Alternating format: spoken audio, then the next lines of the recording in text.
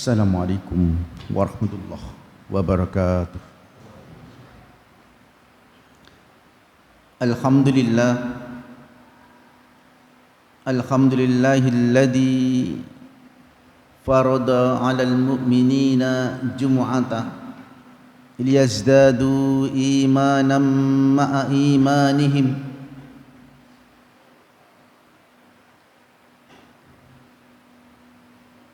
Asyhadu an la ilaha illallah wahdahu la syarika lah, tafarrada bi uluhiyyati wa rububiyyah wa asma'i wa sifatil ulya, wa tamassaka lahul mutamassikun wa ta'abbada lahul muta'abbidun, wa asyhadu anna Muhammadan abduhu wa rasuluhu sallallahu alaihi qad ballagha ar-risalah wa addal amanah wa nasakhal ummah wa jahada fillahi haqqa jihadi hatta atahul yakin. Wa qad qala Allah ta'ala fil Qur'anil Karim, a'udzu billahi minasy syaithanir rajim, bismillahirrahmanirrahim. Ya ayyuhalladzina amanu taqullaha haqqa tuqatih wa la tamutunna illa wa antum muslimun. Wa qala aidan fi ayatil ukhra, ya ayyuhalladzina amanu taqullaha wa qulu qawlan sadida yuslih lakum a'malakum wa yaghfir lakum dunubakum wa may yuti'illaha wa rasulahu faqad faza fawzan 'azima. Amma ba'd, wa ya ibadallah, usi wa nafsi bittaqwallah faqad fazal muttaqun. Hadirin jamaah Jumat rahimani wa rahimakumullah. Sebelum kami menyampaikan pada kesempatan yang sangat berbahagia ini, insyaallah di tempat yang penuh dengan berkah ini, terlebih dahulu kami berwasiat kepada diri pribadi kami selaku khatib dan umumnya kepada seluruh jamaah yang hadir jemaah Allah yang mulia ini. Marilah kita senantiasa meningkatkan keimanan dan ketakwaan kita kepada Allah Subhanahu wa taala, dengan artian imtithalu awamirillahi wa ijtinabun nawahi sirra wa alaniyah. Kita berusaha untuk menjalankan seluruh perintah-perintah Allah Subhanahu wa taala, dan kita juga berusaha pula untuk menjauhi segala larangannya sirra wa alaniyah, baik itu secara sembunyi-sembunyi maupun secara terang-terangan.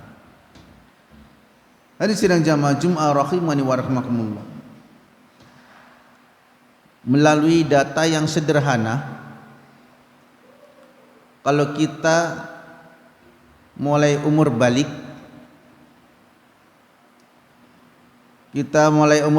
kalau misalkan umur kita umur 20 tahun, berarti kita sudah melaksanakan sholat Jumat, paling tidak setidaknya kita melakukan sholat Jumat sebanyak 384 kali.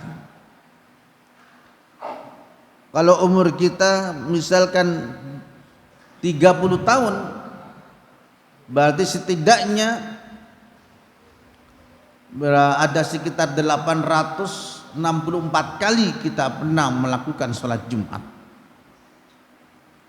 Kalau umur kita 40 tahun, berarti paling tidak setidaknya kita pernah melakukan sholat Jumat itu sebanyak 1334 kali. Dari data puluhan, ratusan, bahkan ribuan kalikah kita melakukan sholat Jumat itu, sudahkah kita paham, sudahkah kita tahu apa hakikat dari Jumat itu, sehingga syariat Jumat itu seakan-akan menjadi menggantikan sholat duhur yang kita lakukan. Maka pada kesempatan yang singkat ini, dan tidak kita akan mengambil hikmah, menelisik sejarah kembali bagaimana Jumat yang terjadi awal di masa Rasulullah sallallahu alaihi wasallam. Hadirin jamaah Jumat rahimani wa rahimakumullah. kita menelisik sejarah, awal sejarahnya sebelum datangnya Islam, sebelum datangnya di mana disyariatkannya salat Jumat, yang namanya orang-orang jahiliyah, umat-umat jahiliyah itu sudah punya kumpulan, mereka sudah punya pekanan sekali untuk berkumpul. Makanya mereka dibagi menjadi 4 kategori, 4 klasifikasi. Klasifikasi yang pertama, mereka adalah golongan para orang-orang saudagar kaya. Mereka para pedagang-pedagang. Mereka orang-orang konglomerat memberi mana selama 1 pekan mereka berdagang sampai ke negeri Syam, ke Syria, dan berbagai tempat.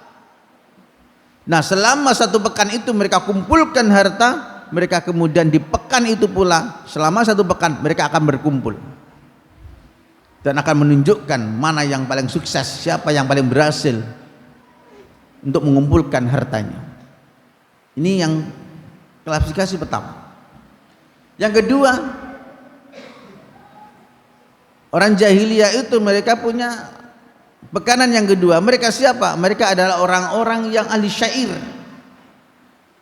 Bagaimana mereka akan mencari, membuat bait-bait syair yang menarik, yang kemudian diistilah dalam Al-Quran disebutkan dengan istilah Asy-Syu'ara, surat yang kemudian tertulis dan maktub di dalam Al-Quran, surat yang ke-26, surat Asy-Syu'ara. Makanya dalam surat Asy-Syu'ara di ayat yang ke-224 225 dijelaskan was-syu'ara yattabi'uhumul ghawun. Jadi mereka para ahli-ahli syair itu mereka akan cari tempat-tempat, mereka pergi ke bukit-bukit, ke wadi, ke gunung-gunung, mereka mencari inspirasi untuk membuat bait-bait syair yang terbaik. Di saat 1 pekan, maka bait syair yang terbaik, siapa syair yang terbaik itu akan menjadi acuan orang-orang saat itu, orang-orang jahiliyah. Ini yang kedua.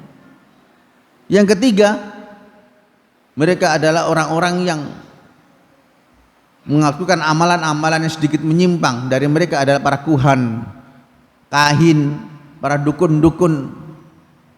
Yang bagaimana dengan dukun-dukun itu mereka buat mantra-mantra raja-raja yang paling hebat yang akan ditampilkan setiap pekan sekali. Kemudian klasifikasi yang terakhir adalah mereka tukang syair. Dan mereka orang-orang sihir, mereka buat raja-raja, mereka buat bait-bait syair yang paling hebat. Mereka akan buat, mereka adalah orang-orang yang sihir-sihir ini, bagaimana mereka menyantet dan lain sebagainya. Artinya dari 4 klasifikasi ini semuanya mereka akan berpesta, mereka akan menampilkan yang terbaik. Dan itu mereka akan berkumpul setiap pekan. Makanya di pekan pertama mereka namakan harinya namanya hari Ahad, yang kemudian diserap oleh bahasa Indonesia menjadi hari Ahad, hari yang pertama. Kemudian ada yang kedua namanya Isnain, kemudian diserap dari bahasa Indonesia menjadi hari Senin. Itu jadi kata yang kedua. Yang kemudian hari yang ketiga namanya Ats-Tsulatsa dalam bahasa Arab, yang kemudian diserap dari bahasa Indonesia menjadi hari Selasa. Itu hari yang ketiga. Kemudian yang keempat Arbi'a, diserap menjadi bahasa Indonesia menjadi hari Rabu. Itu artinya adalah Arba'a. Arba'a itu 4, hari yang keempat. Kemudian yang kelima namanya Al-Khamis, yang diserap menjadi bahasa Indonesia menjadi hari Kamis. Dan itu yang kelima. Kemudian di hari yang keenam inilah mereka bukan namanya hari yang, bukan menamakan hari As-Sadis, bukan hari yang keenam, bukan, tapi mereka menamakan di zaman jahiliyah dulu namanya Yaumu Arubah. Di mana di Yaumu Arubah ini mereka tadi yang klasifikasi 4 tadi, mereka akan berpesta, mereka akan menampilkan yang terbaik. Dan tentu penampilan yang terbaik akan menjadi acuan, akan menjadi rujukan semua masyarakat saat itu. Bahkan syair-syair yang terbaik saat itu bisa ditulis di kiswah Ka'bah. Kalau sekarang sudah berbeda. Makanya di samping Ka'bah itu ada nama Jabal Qubais. dan itu memang tempat untuk menampilkan yang terbaik. Siapa dalam selama satu pekan yang mereka saudagar itu mereka mencari selama sepekan, mana yang lebih berhasil, yang paling banyak hartanya siapa. Para ahli syuara, ahli syair, mereka akan menampilkan yang syair yang terbaik selama sepekan mana. Kemudian mereka yang ahli sihir, mereka ahli kuhan, yang oleh dukun-dukun, mereka menampilkan semuanya, dan itu ditampilkan di hari yang ke-6 yang kemudian istilah mereka namanya Yaumu Aruba. Dan ini terdapat di dalam sebuah riwayat yang dari Ka'ab ibn Lu'ayyin yang kemudian ditulis oleh seorang Imam Imam al-Muhaddits Abdurrahman As-Suhaili dalam kitabnya Raudul Unuf bi Syarah Ibnu Hisham. Nah, di dalam kitab inilah kemudian dijelaskan Yaumu Arubah itu. Hadirin sidang jamaah Jumat rahimani wa rahimakumullah. Kemudian dengan datangnya Islam, ini semua dihapuskan. Yang mana namanya Yaumu Arubah, yang mereka hanya kontes, yang kaya tetap akan kaya, yang miskin tidak ada perubahan, tetap menjadi miskin. Artinya dengan kumpulan mereka hanya sudah kumpul, sudah gak ada masalah. Tidak ada masalah pun yang terselesaikan, bahkan banyak masalah. Makanya kemudian para jamaah sekalian yang dimaulah subhanahu wa ta'ala, akhirnya kemudian Yaum Arubah ini diganti oleh Allah subhanahu wa ta'ala dengan syariat Yaumul Jumu'ah. Jadi Yaumul Jumu'ah di sini ada bukan hanya sekedar al-jam'u, kumpul, tidak. Maka banyak di antara kita ini sudah sekian puluhkah kita Jumatan, mungkin ratusan ribuan kalikah kita sudah melakukan sholat Jumat, yang kita hanya menghadirkan rutinitas duduk, datang, dengar, akan ngantuk, bahkan ada yang tertidur. Setelah itu sholat 2 rakaat pulang, udah nggak ngefek sama sekali. Apa manfaatnya? Padahal itu syariat yang merubah sholat duhur. Nggak mungkin tanpa ada sesuatu yang manfaat, yang hikmah yang besar yang terjadi, yang di syariat, di balik syariatnya sholat Jumat ini. Maka saat itu dijelaskan bahwa yang pertama adalah al-jam'u, kumpul. Bukannya sekedar kumpul sebagaimana orang-orang jahiliyah dulu. Mereka akan menampilkan hartanya yang paling banyak siapa, yang mengumpulkan harta yang paling banyak siapa, yang mengumpulkan bait-bait syair yang paling banget siapa, yang mengumpulkan raja-raja sihir yang paling hebat siapa. Bukan hanya itu, tapi mereka saat itu berarti dengan datangnya sholat Jumat ini, Yaumul Jumu'ah, mereka akan berkumpul. Kita lihat yang pertama. Yang kedua, al-Yaumul Jumu'ah itu juga bisa Yaumut Ta'aruf, saling kenal kanan kiri kita, siapa depan kita, siapa belakang kita, siapa kanan kiri kita. Bukan sholat Jumat datang langsung tunduk, nggak kenal siapa kanan kiri kita. Ada sebuah riwayat bagaimana saat itu orang Gotofan itu jauh dari Madinah, datang terlambat dan dia belum sholat 2 rakaat. Akhirnya oleh Nabi disuruh sholat 2 rakaat. Idza arada akhadukum ayadkhulul masjid fala yajlis hatta yusalli rakaatain. Nah, kami kemudian akhirnya orang ini sholat 2 rakaat. Kemudian sholat belum, saya silakan kalau sholat 2 rakaat. Artinya ingin Nabi menunjukkan ini orang baru, ini nggak pernah kenal, kita semua nggak ada yang kenal datangin. Dia datang dari Gotofan, gitu. Suku Gotofan agak jauh dari Madinah. Artinya biar kita kenal, ini orang baru ini. Ya, maunya begitu. Kita kadang enggak datang langsung tunduk, wah udah nggak kenal siapa kanan kiri kita. Oleh karena ini hadirin jamaah Jumat rahimani wa rahimakumullah, ini pentingnya syariat Jumat, hikmahnya di sana.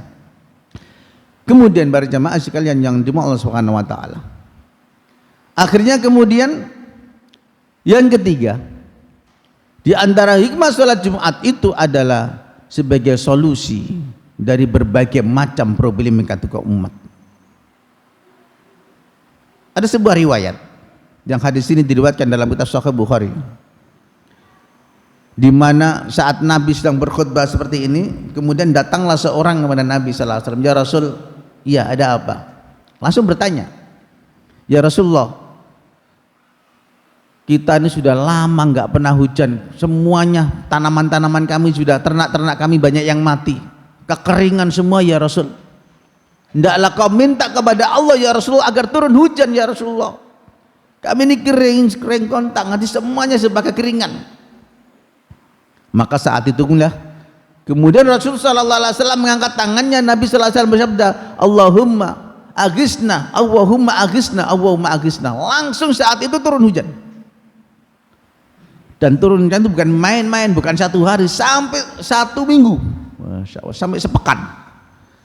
Akhirnya di pekan itu pula terjadilah sholat Jumat lagi. Nabi SAW pun sedang berkhutbah, ada orang yang datang lagi. Ya Rasul, ya ada apa? Ya Rasul, ternak-ternak kami banyak yang tenggelam, rumah-rumah kami banyak yang tenggelam ya Rasulullah. Banyak mencoba mintalah pada Allah biar hujan ini diredahkan, hujan ini biar diberhentikan ya Rasulullah. Akhirnya Nabi pun juga berdoa, Allahumma aghithna hawalaina wala alaina. Akhirnya saat itu pula hujan langsung hilang dan langsung matahari bersinar terang. Sekelumit riwayat ini memberitakan kepada kita begitu besarnya yang nama sholat Jumat bukan hanya sekedar kumpul, tapi memberikan solusi.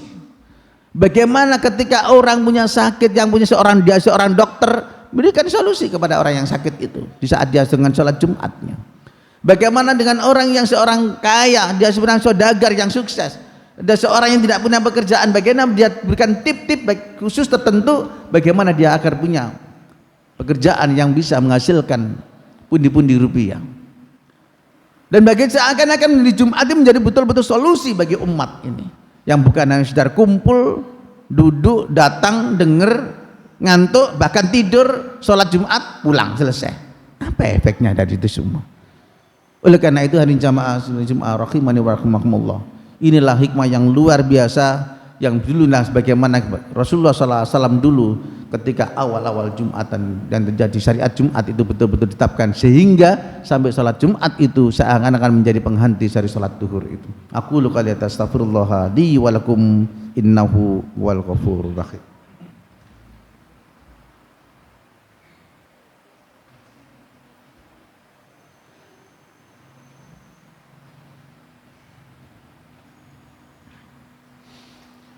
Alhamdulillah, alhamdulillahilladzi anzala sakinata fi qulubil mu'minin liyazdadu imanan ma'a imanihim.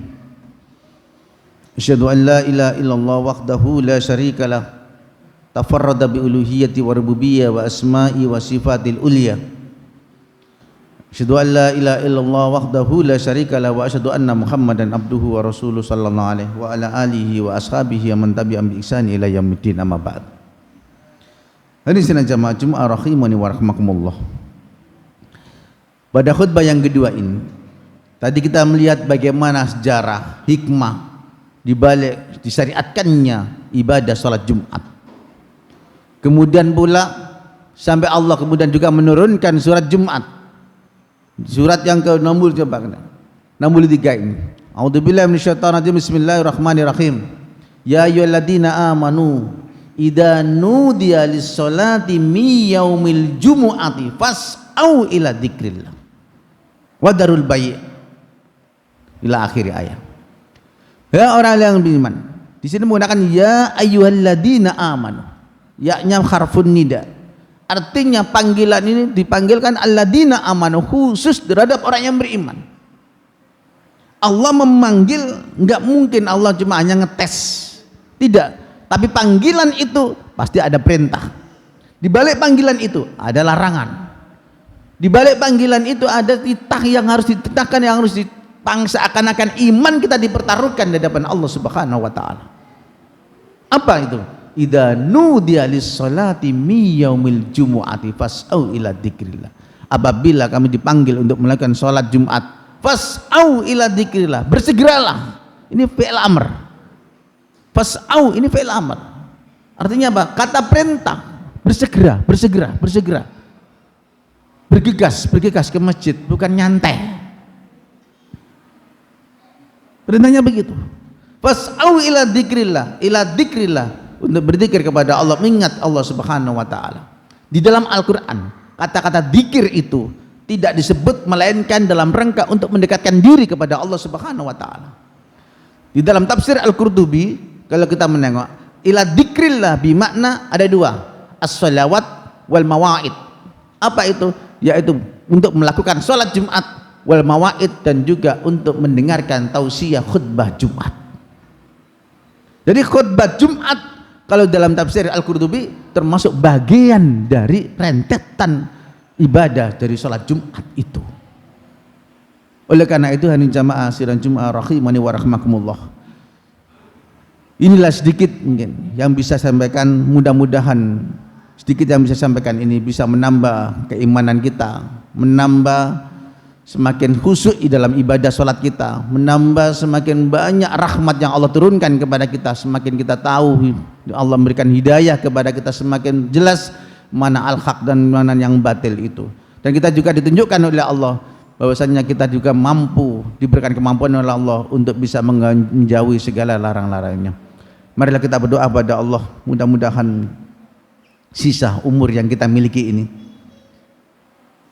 suatu ketika apabila Allah memanggil kita, kita berharap kita nanti dipanggil dalam keadaan husnul khatimah. Amin amin ya rabbal alamin. Allahumma shalli ala Muhammad wa ala ali Muhammad kama shallaita ala Ibrahim wa ala ali Ibrahim innaka Hamidum Majid.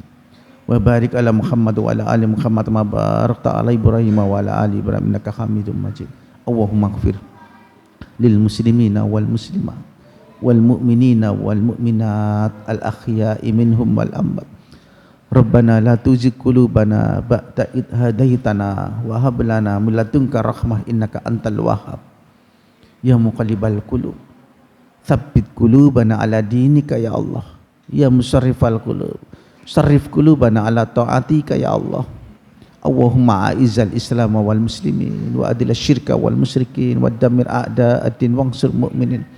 Allahumma akim alamal jihad wa akhma ala syirki wal fasati wal inna jaman dunya wal akhirah wa ilahi ma'ad. Allahumma da'fa annal ghala wal waba wa riba wa zina wa jalajila mihan min syu'i fitani ma dhahara minha wa ma batan an baladina hada khassah wa an sa'iri biladil muslimina amma ya rabbal alamin. Rabbana dhalamna anfusana fa illam taghfir lana wa tarhamna lanakunanna minal khasirin.